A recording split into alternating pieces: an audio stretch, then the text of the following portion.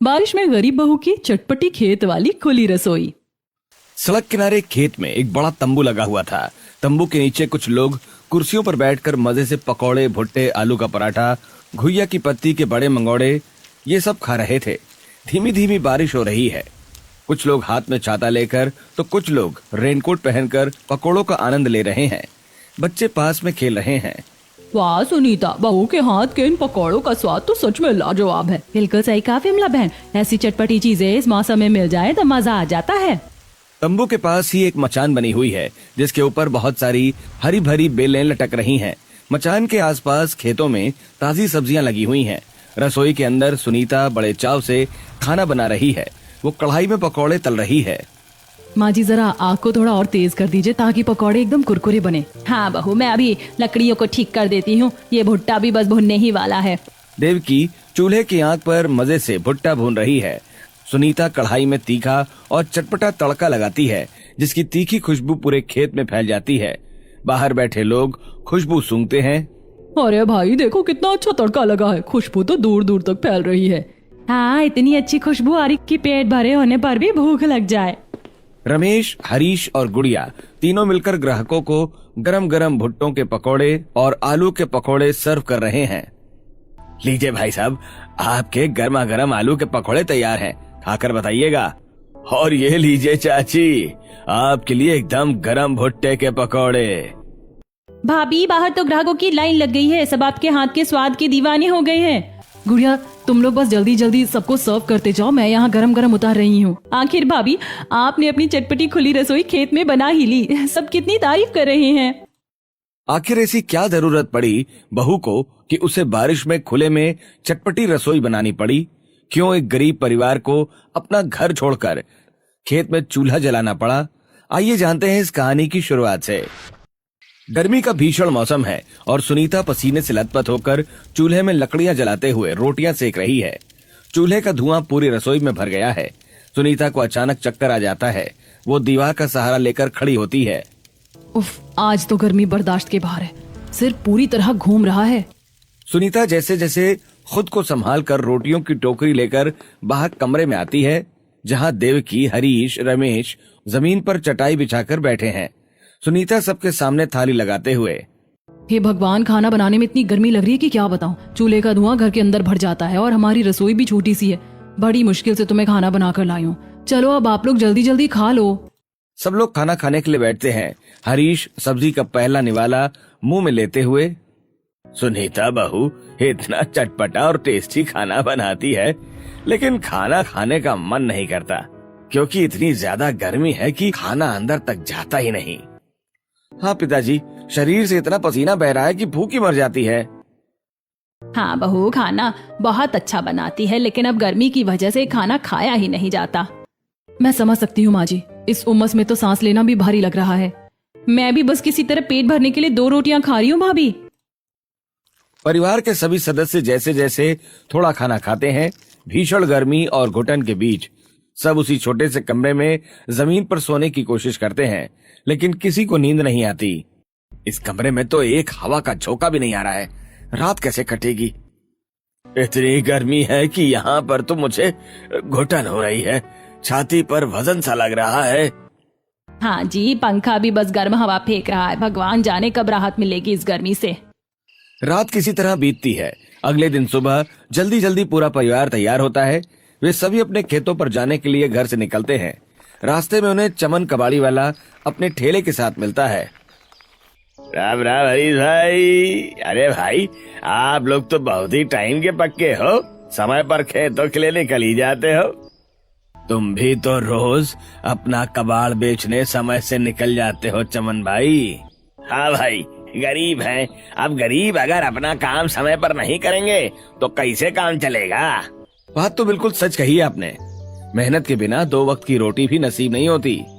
चलो भाई, आप लोग खेत पर जाओ, मैं भी अपनी गली की तरफ निकलता हूँ। चमन अपना ठेला लेकर आगे बढ़ जाता है। हरीश का परिवार चलते हुए अपने खेतों पर पहुँचता है। उनके खेतों में धान, भुट्टे और सब्जियां लगी हुई हैं। खेतों को देखकर हरीश, हे भगवान, सारी सब्जियां भी सूख रही हैं और हमारा धान और भुट्टे भी सूख रहे हैं। हाँ पिताजी, मिट्टी में बड़ी बड़ी दरारें पड़ गई हैं। पौधों की पत्तियां पीली हो रही हैं। अब बारिश होना बहुत जरूरी है। यदि बारिश नहीं होगी तो क्या होगा? हमारी पूरी मेहनत बर्बाद हो जाएगी। अगर फसल खराब हो गई तो हम साहूकार का कर्ज कैसे चुकाएंगे? सब उस ऊपर वाले के हाथ में है बेटा, हमें अपना कर्म करते रहना चाहिए। सभी लोग सूखी मिट्टी को ठीक करने और बची हुई फसलों को बचाने के काम में लग जाते हैं। ऐसे ही दोपहर हो जाती है। तब सुनीता पेड़ के नीचे आकर सभी को आवाज देते हुए, सुनिए, खाने का समय हो गया, आइए साथ में खाना खा लेते हैं। हाँ भाभी, जल्दी से निकालो, भूख के मारे अब काम नहीं हो रहा। सभी पेड़ के नीचे आकर बैठ जाते हैं। सुनीता कपड़े की पोटली से मक्के की रोटी, कच्चा प्याज और नमक निकालकर सभी को परोसती है। सब लोग मजे से खाना खाते हैं। थोड़ी देर बाद शाम ढलने लगती है। वे वापस घर के लिए पैदल चलते हैं। तभी आसमान में अचानक काले बादल घिरने लगते हैं। देखो भैया, आसमान में कितने घने बादल आ गए हैं। हाँ गुड़िया, हवा भी ठंडी चलने लगी है। बारिश का मौसम अब शुरू होने वाला है। भगवान करे अच्छी बारिश हो जाए ताकि हमारी फसलें भी अच्छी हो जाएं और सूखा खत्म हो। हाँ पिताजी, खेतों को पानी मिल जाएगा तो सब्जियां फिर से हरी हो जाएंगी। वे जैसे ही अपने घर के दरवाजे पर पहुंचते हैं तभी अचानक आसमान से झमाझम बारिश शुरू हो जाती है। वाह, बारिश आ गई, मजा आ गया। सच में भगवान ने हमारी सुन ली, दिल खुश हो गया। चलो जल्दी से घर के अंदर चलो, सब भीग रहे हैं। सब लोग हंसते हुए घर के अंदर जाते हैं, लेकिन तभी अचानक छत के एक हिस्से से पानी की मोटी धार नीचे टपकने लगती है। अरे रमेश, देख, यहाँ पानी गिर रहा है। माँ, छत का छप्पर तो पूरी तरह सड़ चुका है। पैसे न होने की वजह से हम अपना छप्पर नहीं सुधरवा पाए। बहू, तू यहाँ पर कोई बर्तन लगा दे ताकि पानी पूरे कमरे में ना भरे। सुनीता एक बड़ी गंजी लेकर आती है और टपकते हुए पानी के नीचे रख देती है। लेकिन तभी बारिश झमाझम और बहुत तेज होने लगती है। भैया, यहाँ भी टपक रहा है, बिस्तर गीला हो रहा है। माँ जी देखो, चूल्हे के ऊपर भी टपकने लगा, पूरा चूल्हा भीग जाएगा। बर्तन कम पड़ रहे हैं, जल्दी से पानी बाहर फेंकना होगा। जगह जगह से घर टपकने लगता है। पूरा परिवार कटोरी, बाल्टी और डिब्बे लेकर घर के अंदर भरे हुए पानी को बाहर फेंकने में जुट जाता है। वे बहुत देर तक पानी फेंकते हैं। काफी देर के बाद बारिश बंद होती है। चलो भाई, जैसे तैसे हमने ये तो कर लिया। घर तो सूख गया है, भले हमें परेशानी हो रही है, लेकिन हमारे खेत तो हरे भरे हो जाएंगे। पिताजी, चूल्हा और लकड़ियाँ तो पूरी गीली हो गई हैं। मुझे नहीं लगता कि खाना बन जाएगा इनसे। कोई बात नहीं बहू, परेशान मत हो। अब कल सुबह ईंट ला देंगे, तुम चूल्हा बना के खाना बना लेना। आज हम सब ऐसे ही सो जाते हैं। अगली सुबह सुनीता जल्दी उठकर दोबारा चूल्हा बनाने के लिए घर के बाहर ईंटें ढूंढने लगती है। गांव में उसे पड़ोसन विमला और शीला मिल जाती हैं। अरे सुनीता बहू, इतनी सुबह सुबह कहाँ जा रही हो हाथ में तगाड़ी लिए?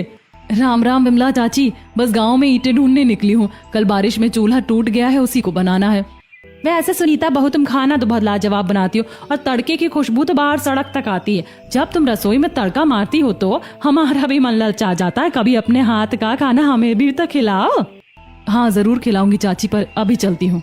सुनीता ईंटें तगाड़ी में उठाती हैं और अपने घर की तरफ आते हुए मन ही मन, सब लोग मुझे यही कहते हैं कि सुनीता तू बहुत अच्छा खाना बनाती है, खुशबू बाहर तक आती है, तो हमें भी खिलाना। लेकिन मैं किसको बताऊं कि मुझे खिलाने का बहुत मन है, लेकिन पैसे हो तो खिलाऊं ना। सुनीता ईंटें लेकर अपने घर पर पहुंचती है। फिर सुनीता और देवकी मिलकर ईंटों से नया चूल्हा बनाती हैं। चूल्हा सूखने पर सुनीता फटाफट आग जलाती है और फिर खाना बनाती है। वो गरम गरम रोटियां और सब्जी बनाकर सबको परोसती है। खाना खाकर रमेश, सुनीता बहुत बढ़िया खाना बना है, अब पेट भर गया तो खेत में काम करने की ताकत आ गई। आप लोग अच्छे से खा लीजिए, खेत में आज बहुत काम होगा। सभी लोग खाना खाकर खेतों के लिए निकल जाते हैं। सुनीता भी अपने बर्तनों को समेटकर उनके पीछे पीछे खेत की तरफ चल देती है। जैसे ही पूरा परिवार खेत में कदम रखता है, वैसे ही फिर से झमाझम बारिश शुरू हो जाती है। तेज गर्मी के बाद आई इस बारिश को देखकर पूरा परिवार खुशी से झूम उठता है। वाह, मजा आ गया भैया। भाभी देखो कितनी तेज बारिश हो रही है। हरीश और रमेश खेत की मिट्टी में खड़े होकर बारिश का आनंद लेते हैं। सब लोग नहाते हैं और भीगते हुए खेत में काम करते हैं। वाह भाभी, देखो ये बारिश की बूंदें तो जादू कर देती है, ना सिर्फ पेड़ों पर बल्कि हम पर भी। देखो ना कितना अच्छा लग रहा है। हाँ गुड़िया, खेतों की प्यास बुझ गई, हमारी फसलें अब मुस्कुराएंगी। सच में इस बारिश ने हमारी सारी थकान मिटा दी। चलो अब जल्दी से सब्जियों की क्यारियां ठीक कर लेते हैं। इस तरह से वो सभी लोग फिर खेतों में काम करके शाम को अपने घर वापस आ जाते हैं। लेकिन घर पहुंचते ही उनकी खुशियां गायब हो जाती हैं। हे भगवान, सारा पानी तो फिर से घर के अंदर भर गया है। सभी मिलकर डब्बों से पानी को बाहर निकालते हैं। फिर सुनीता जैसे तैसे लकड़ियां जलाकर खाना बनाती है और सबको खिलाती है। खाना खाकर सभी लोग किसी तरह सो जाते हैं। अगले दिन सुबह सुनीता पूरे घर में कीचड़ और पानी को फैला हुआ देखकर सभी से, पिताजी आप लोग खेत निकलिए, मैं ये सारा पानी और कीचड़ साफ करके आप लोगों के लिए खाना बनाकर खेतों में ले आऊंगी। सुनीता तू अकेले ये सब कैसे साफ करेगी, हम मदद कर देते हैं। नहीं नहीं, आप लोग जाइए, मैं सारा काम करके आती हूँ, खेतों का काम ज्यादा जरूरी है। ठीक है बहू, हम निकलते हैं, तू अपना ध्यान रखना। हरीश, रमेश, देवकी और गुड़िया खेत चले जाते हैं और सुनीता घर में काम में लग जाती है। वो कीचड़ साफ करती है, फिर जैसे तैसे चूल्हे को सुखाकर खाना बनाती है और खाना टोकरी में कपड़े से ढककर टोकरी लेकर खेतों की तरफ निकल जाती है। गांव की कच्ची पगडंडी पर सुनीता खेतों की तरफ जा रही थी, तभी अचानक एक झाड़ी के पीछे से एक बड़ा कुत्ता भौंकता हुआ बाहर आ जाता है। अरे हट हट, यहाँ से दूर हो। कुत्ता सुनीता की तरफ लपकता है। सुनीता अपनी टोकरी संभालते हुए तेज दौड़ने लगती है। फिर वो हांफते हुए एक मोड़ पर रुककर, उफ, मेरी तो सांस ही अटक गई थी। खाना बनाकर खेतों में लेकर जाना भी आसान नहीं है। तभी अचानक सामने रोड से एक बड़ा ट्रक हॉर्न बजाता हुआ गुजरता है। सुनीता की नजर उस पर पड़ती है। वो देखती है कि खुली ट्रक में पीछे औरत एक गैस स्टोव रखकर खाना बना रही है। ट्रक आगे बढ़ रहा है और वो औरत बहू की आराम से सब्जी चला रही है। अरे, चलते ट्रक में गैस चूल्हा जलाकर खाना बन रहा है। ट्रक में बैठी वो औरत भी सुनीता को देखकर मुस्कुराते हुए चली जाती है, लेकिन सुनीता के चेहरे पर एक नई चमक आ जाती है। जब वो औरत वहाँ खुले ट्रक में खाना बना सकती है तो क्यों ना मैं भी अपने खेत में खुली रसोई बना लूं, जिससे कि आसानी से खाना बनाकर सबको खिला पाऊंगी। ऐसा सोचते हुए वो खेतों पर पहुंचती है। उसका पूरा परिवार खेत के किनारे एक इमली के पेड़ के नीचे भूख से बैठा हुआ है। देवकी उसे देखकर, अरे सुनीता, ये क्या बात हुई? इतनी देर हो गई, सबको भूख लगी है, तुम इतनी देर से खाना लेकर आई हो? हाँ बहू, भूख के मारे पेट में चूहे कबड्डी खेल रहे हैं, बहुत देर कर दी तुमने। क्या करूँ माँ जी, इतना सारा काम था घर पर, पूरे घर का कीचड़ साफ करना पड़ा, चूल्हा सुखाना पड़ा। अच्छा, कोई बात नहीं, अब जल्दी से थाली लगा। सुनीता टोकरी खोलती है और सबको खाना परोसते हुए, अरे ये क्या, मैं जब खाना लेकर निकली थी तो खाना एकदम गर्मा गर्म था। मुझे लगा सबको गर्मा गर्म खाना बहुत पसंद आएगा, लेकिन खाना खेतों तक लाते हुए सारा खाना ही ठंडा हो गया। कोई बात नहीं सुनीता, ठंडा होने के बाद भी खाने से बहुत अच्छी खुशबू आ रही है और इसका स्वाद भी बहुत अच्छा है। सभी लोग बड़े चाव से खाते हैं। तभी खेत से लगे कच्चे रास्ते से गांव के दो मजदूर गुजर रहे होते हैं। आलू गोभी की सब्जी की तीखी खुशबू उनके नाक तक पहुंचती है। अरे भाई, कितनी अच्छी खुशबू आ रही है, ऐसा लग रहा है जैसे किसी ढाबे पर बहुत अच्छी गोभी आलू की सब्जी बन रही है। हाँ भाई, मुझे भी ऐसा लग रहा है, मुंह में पानी आ गया। दोनों मजदूर बातें करते हुए आगे चले जाते हैं। गुड़िया ये सब सुनकर हंसते हुए, भैया देखो, इनको क्या पता कि हमारी भाभी खाना इतना स्वादिष्ट बनाती है और ये खुशबू हमारे ही खाने से आ रही है। अरे रोड के किनारे हमारे खेत है तो आते जाते लोगों को खुशबू तो आती रहेगी। उनकी बात छोड़ो, तुम लोग चुपचाप खाना खाओ।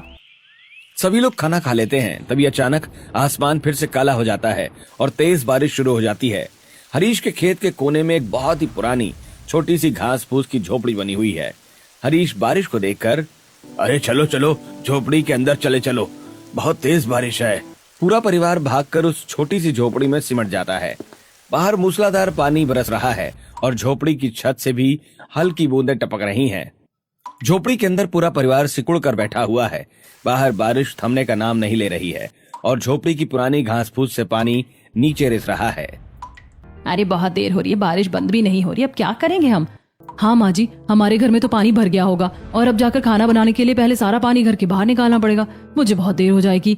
भाभी, इस झोपड़ी में खाना नहीं बना सकते क्या? यहाँ तो हम बारिश से बचे हुए हैं। इतनी सी झोपड़ी है, अगर इसमें खाना बनाएंगे तो सारा धुआं झोपड़ी के अंदर भर जाएगा और सांस लेना भी मुश्किल हो जाएगा। हाँ गुड़िया, और वैसे भी ये झोपड़ी घास फूस की है, इसमें आग भी लग सकती है। काश ऐसा होता कि खेतों में ही हमारी चारों तरफ से खुली रसोई होती, जहाँ धुआं भी ना रुकता और गर्मी भी नहीं लगती। कुछ समय बाद बारिश बंद हो जाती है और पूरा परिवार झोपड़ी से बाहर आता है और घर जाने के लिए अपने कदम बढ़ाता है। तभी अचानक हरीश की नजर खेत के दूसरे कोने पर पड़ती है, जहाँ कुछ आवारा जानवर घुस आए हैं। अरे ये क्या, देखो 3-4 आवारा पशु हमारे खेत के अंदर घुस रहे हैं। अरे हटो हटो, यहाँ से भागो भागो यहाँ से। हरीश और रमेश आवारा जानवरों को वहां से भगाते हैं। तभी देवकी खेत में लगी लौकी की एक बेल को देखकर, हे भगवान, इस लौकी के एक बेले में एक बड़ी सी लौकी फल गई थी। मैंने सोचा था कि कल उसी की सब्जी बनाएंगे, लेकिन लगता है गाय उसे भी खा गई। माँ, तुम्हें अपनी लौकी की चिंता हो रही है और मुझे तो ऐसा लगता है कि अगर हम चले जाएंगे तो ये जानवर तो हमारा पूरा खेत ही खराब कर देंगे। हमारी बच्ची कुची सब्जियां भी खा जाएंगे। बातें करते हुए सभी अपने घर की तरफ निकल जाते हैं। पूरा परिवार रात के अंधेरे में भीगते हुए जैसे ही अपने घर पहुंचता है तो उनके सामने तबाही का मंजर होता है। घर का छप्पर पूरी तरह टूटकर नीचे गिर चुका है, केवल दीवारें ठीक हैं। हे भगवान, हमारा तो आशियाना ही उजड़ गया। अब हम कहाँ सिर छुपाएंगे? रोने से काम नहीं चलेगा माँ, हमें हिम्मत रखनी होगी। पिताजी चलिए इस छप्पर का मलबा हटाते हैं और फिर बिस्तर लगाकर सो जाते हैं। हमें सुबह खेतों में काम करने भी तो जाना है ना। जैसे तैसे रात के 3 बजे तक वो लोग अपने घर का मलबा हटाते हैं और फिर बिस्तर लगाकर अपने टूटे हुए घर के अंदर ही सो जाते हैं। थकावट के कारण सभी को नींद भी आ जाती है।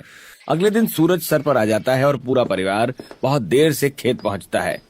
हरीश सूखी क्यारियों को देखकर माथा पकड़ते हुए, आज तो हमें आने में काफी देर हो गई।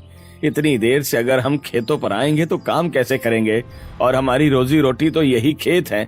हमें उनकी देखभाल सही समय पर ही करनी होगी।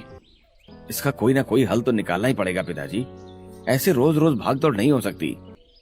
तभी कबाड़ी वाला चमन अपने ठेले पर बहुत सारा पुराना कबाड़, टीन के शेड और खाली प्लास्टिक के डब्बे लादकर खेत के पास वाले पक्के रास्ते से गुजर रहा होता है। वो हरीश को परेशान देखकर रुक जाता है। अरे हरीश भाई, राम राम। बारिश ने तो तुम सबको भी परेशान कर दिया ना। सुना तुम्हारा घर गिर गया। हाँ चमन भाई, हम गरीब तो ऐसे ही परेशान होते हैं। कुदरत भी हम पर ही कहर ढाती है। सुनीता ठेले पर लदे बड़े बड़े टीन के टुकड़ों और प्लास्टिक के मजबूत डब्बों को देखकर चमन से, चमन काका, आप अपने ठेले के ये पुराने टीन के शेड और बड़े प्लास्टिक के डिब्बे हमें दे दो। टीन के शेड? तुम इसका क्या करोगी बहू? चमन काका, मैं इन सबको लगाकर खुले खेत में चटपटी रसोई बनाऊंगी। चमन सुनीता को टीन के खाली डब्बे और प्लास्टिक के बड़े बड़े डब्बे देकर वहाँ से चला जाता है। तब देवकी सुनीता से, अरे बहू, तू ये क्या कह रही है? खेतों में खुली रसोई? वो भला कैसे हो सकता? तेरा दिमाग तो ठीक है। माँ जी, पिताजी, मैं यहाँ पर खुली रसोई बना लेती हूँ तो उससे हम सब जानवरों को भी देख सकते हैं और खुद भी यहाँ पर खाना बनाकर खा सकते हैं। आने जाने में टाइम बचेगा हमारा। हाँ, और हम सब्जियां भी देख सकते हैं। वैसे भी हमारा घर गिर गया है तो वहाँ रहने का कोई मतलब नहीं। हाँ बहू, ये बात तो तुमने बहुत पते की कही। चलो हम सब मिलकर इस काम में लग जाते हैं। सभी मिलकर पास के जंगल में जाते हैं, बांस और झाड़ियां काट कर ले आते हैं। पूरा परिवार मिलकर जंगल की तरफ निकल पड़ता है और वहाँ से वो लोग बांस की कुछ झाड़ियां काट कर ले आते हैं। पिताजी, मैं ये 4 बांस चारों कोनों पर गाड़ देता हूँ। हाँ रमेश, मैं मिट्टी खोदने में आपकी मदद करती हूँ। सभी लोग मिलकर जमीन में बांस गाड़ते हैं। फिर ऊपर चमन से ली गई टीन और प्लास्टिक के डब्बों को काटकर छप्पर बनाते हैं ताकि पानी अंदर ना आए। इस तरह एक शानदार मचान बनाकर तैयार हो जाता है। सुनीता मचान को देखते हुए अपनी सास से, देखिए माँ जी, हमारी मचान बनकर तैयार हो गई है। चलिए इसके आसपास कुछ बेलों वाली सब्जियां लगा देते हैं और तैयार बेलों को इसके ऊपर चढ़ा देते हैं ताकि वो जानवरों से भी सुरक्षित रहे और हमारी रसोई देखने में भी हरी भरी लगेगी। हाँ बहू, मैं बेलों को इस मचान के ऊपर चढ़ा देती हूँ और बीज भी लगा देती हूँ, तो इस मचान के अंदर जल्दी से अपना चूल्हा बना ले। हाँ भाभी, चलो अंदर चूल्हा बनाने में मैं भी आपकी मदद करती हूँ। रमेश, मैं तो सोच रहा हूँ कि हमारे पास थोड़े से रस्सी के बंडल रखे हैं, तो इन बचे हुए बांस से हम दोनों एक खटिया तैयार कर लेते हैं।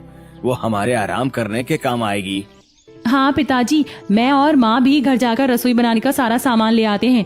वैसे भी भूख लगी है। जैसे ही मचान बनकर तैयार होगा, भाभी जल्दी से खाना बना देंगी और हम आज इस खुली रसोई में बैठकर खाना खाएंगे। गुड़िया और देव की रसोई का सामान लाने के लिए घर की तरफ निकल जाते हैं और सुनीता खेत के आसपास से कुछ ईंट और मिट्टी लाकर मचान के अंदर चूल्हा बनाने लगती है। तो वहीं हरीश और रमेश मिलकर बांस और रस्सियों से खटिया तैयार करने लगते हैं। थोड़ी देर बाद गुड़िया और देव की रसोई का सारा सामान लाकर मचान के अंदर रख देते हैं। शाम तक उनकी खटिया भी तैयार हो जाती है और ईंट का चूल्हा भी सूख कर रेडी हो जाता है। तभी अचानक झमाझम बारिश होने लगती है। चूल्हे के किनारे से आ रही बौछार को देखकर सुनीता, ऐसा करते हैं, चूल्हे के पीछे भी हम 3 शेड और प्लास्टिक के डिब्बे को काट कर एक आड़ बना देते हैं ताकि बौछार अंदर ना आए। अब सुनीता रमेश के साथ मिलकर प्लास्टिक के और टीन के डब्बे को काटकर चूल्हे के पीछे उन्हें लगाकर एक आड़ बना देती है। तब तक गुड़िया बारिश में भीगते हुए हरी सब्जियां जैसे भिंडी, मूली, भत्ते, आलू, गाजर, टमाटर, हरी धनिया, हरी मिर्च सारी सब्जियां तोड़कर टोकरी में रख कर ले आती हैं और चूल्हे के पास रखते हुए, भाभी देखिए, मैं अपने खेतों से ये सारी सब्जियां तोड़ कर ले आई हूँ, बस आप जल्दी से खाना तैयार कीजिए, बहुत भूख लग रही है। अब सुनीता बची हुई लकड़ियों से चूल्हा जलाती है और खुली रसोई में खाना बनाना शुरू कर देती है। वो कढ़ाई में तेल डालकर आलू भट्टे के पकौड़े बनाती है और फिर बघारे हुए चावल और तड़के वाली दाल बनाती है और फिर मक्के का आटा गूंद कर चूल्हे पर गर्मा गर्म रोटियां सेक कर सभी को सर्व करते हुए, आप लोग गरम गरम खाना खाना शुरू कीजिए और बताइए कि कैसा बना है। सुनीता के बनाए खाने की खुशबू न सिर्फ मचान के अंदर बल्कि बाहर दूर तक फैल रही थी। खाना खाकर रमेश, लाजवाब, जीरे वाले चावल और आलू भंटे के पकौड़े का जोड़ बहुत ही तीखा और चटपटा है। हाँ भाभी, आपने ये दाल फ्राई भी जबरदस्त बनाई है, सब कुछ बहुत अच्छा लग रहा है। सभी लोग स्वाद लेकर खाना खा लेते हैं और हरीश खाना खाकर खटिया पर आराम करने लगता है।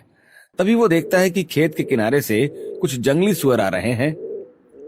रमेश, देखो वो जानवर आ रहे हैं, जल्दी लाठी उठाओ। रमेश और हरीश तुरंत दौड़ कर जाते हैं और चिल्लाकर उन जानवरों को भगा देते हैं। वापस आकर खटिया पर बैठते हुए रमेश, चलो भाई, ये तो बहुत अच्छा हो गया। अब रसोई यहाँ होने से हमारी सब्जियां भी बच गईं और खाना भी गर्मा गर्म मिला। सभी लोग मचान के नीचे बिस्तर लगाकर सो जाते हैं। हरीश और रमेश खटिया पर ही सो जाते हैं और अगले दिन सुबह जल्दी उठकर सभी लोग खेतों में काम करने लगते हैं। तभी देवकी सुनीता से, बहू, मेरा तो करेले खाने का मन कर रहा है। मैंने करेले की फैली हुई बेलों को मचान पर बांध दिया था। कुछ करेले मुझे दिखाई दे रहे हैं, मैं तोड़ कर ले आती हूँ। आज तुम करेले बना लेना और हाँ, साथ में कुछ अरबी के पत्ते भी ले आती हूँ, तुम उनके पकौड़े जरूर बनाना। अब देवकी और गुड़िया जाकर मचान के ऊपर लगे हुए करेले तोड़ लेती हैं और पास ही लगी हुई अरबी की पत्तियां भी तोड़ लेती हैं और फिर उन्हें लाकर सुनीता को दे देती हैं।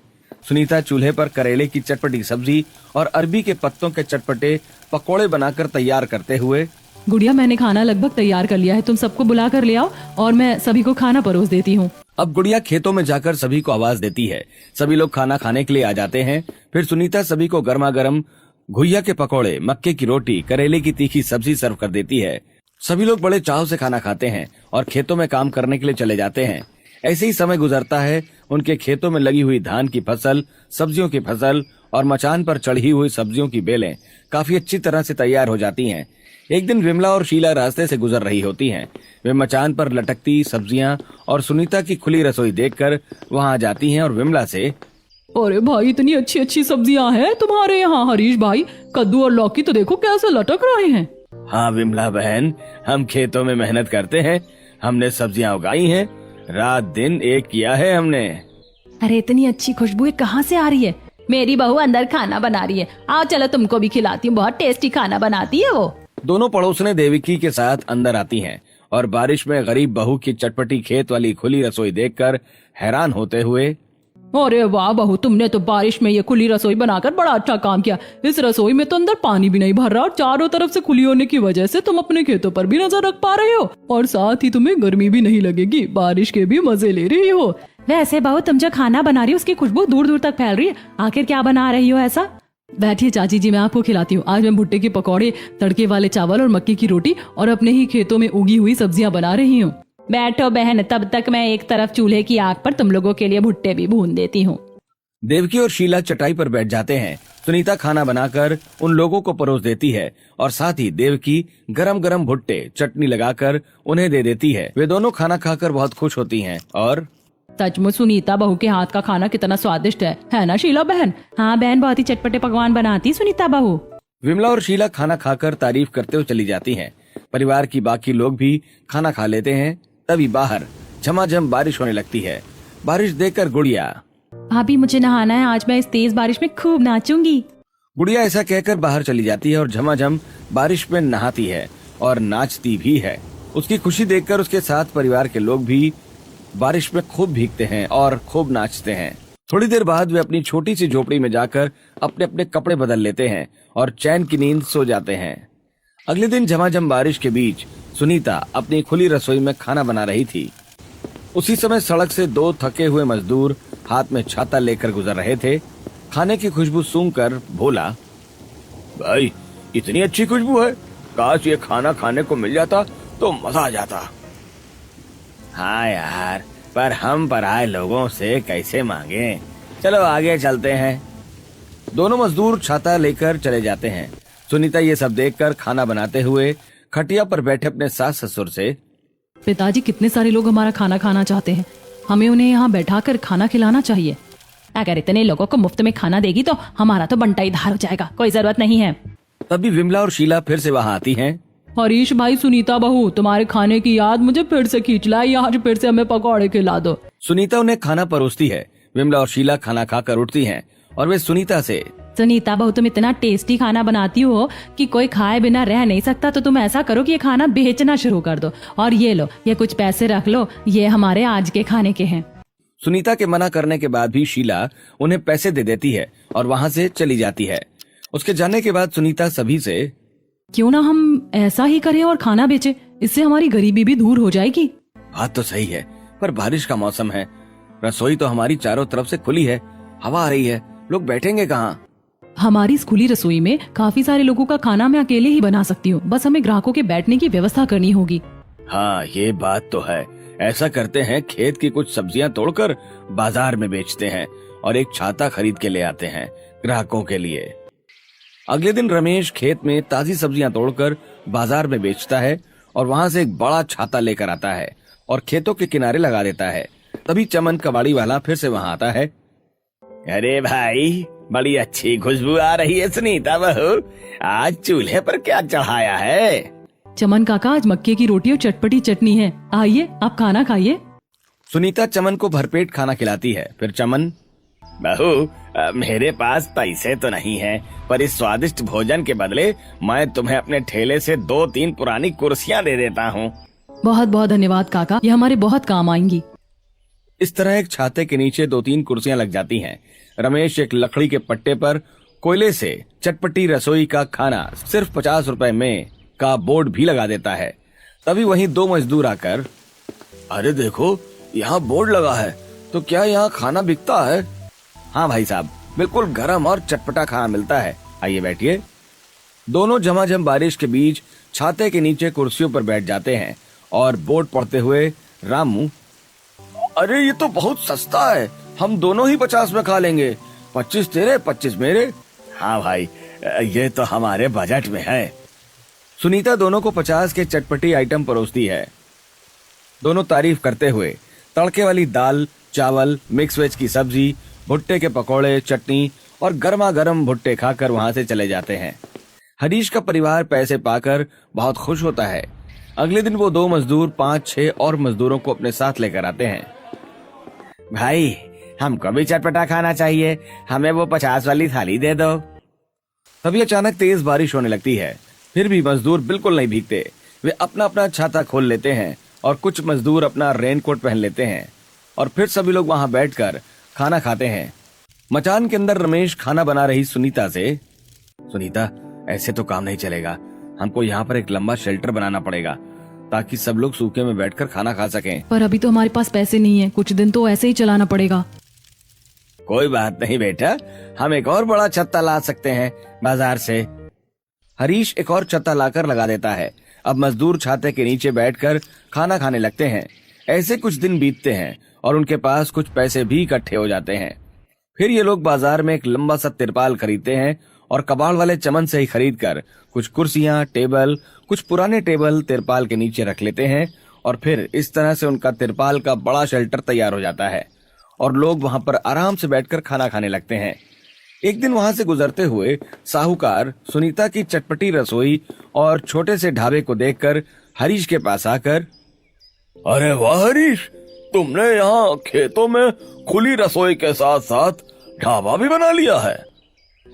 राम राम साहूकार जी, बस गुजर बसर हो रही है।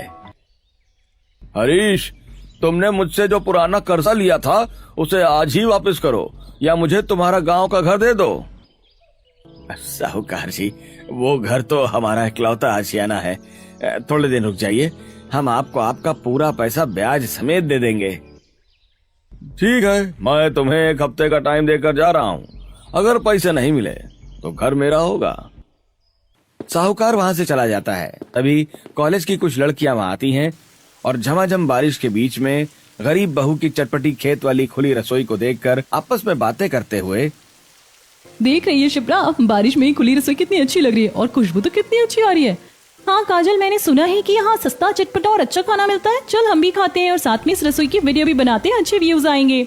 कॉलेज की सभी लड़कियां सबसे पहले खुली हुई चटपटी रसोई के अंदर पहुंचकर खाना बना रही सुनीता का वीडियो बनाते हुए, बहन जी, आपकी इस खुली हुई चटपटी रसोई का आखिर क्या राज है जिसकी खुशबू दूर दूर तक फैल रही है?